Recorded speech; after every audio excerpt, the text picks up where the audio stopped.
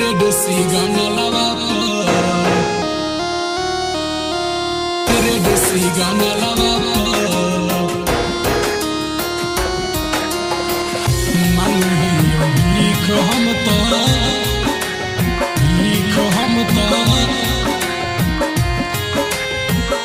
red सिग्नलवा शादी दोसरा से चलही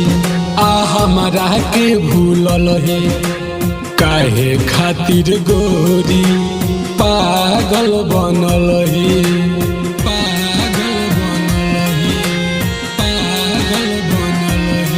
शादी दोसरा से चलही आ हमारा के भूलही काहे खातिर गोरी पागल बनलही पिया संगे रही तू जाके दुकालवा मांगो ही भीख हम तो रेड सिग्नलवा पर मांगो ही भीख हम तो रेड सिग्नलवा पर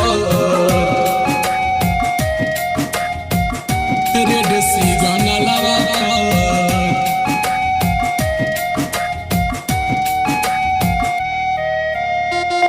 मांगो ही भीख हम तो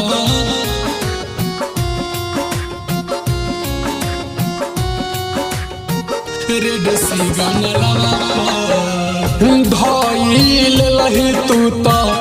दोसरा के बागे हमार जिंदगी होइल तबागे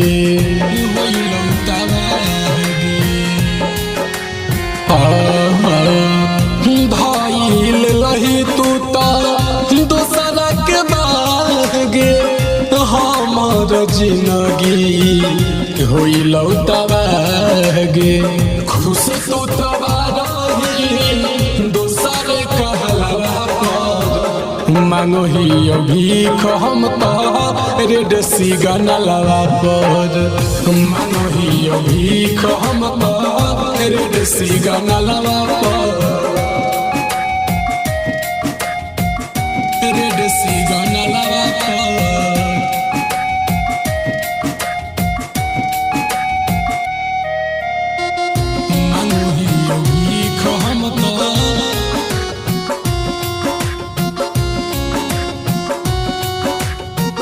रेड सिग्नलवा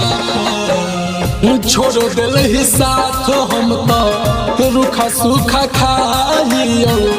भीख मांगी मांगी जिंदगी चलाइयो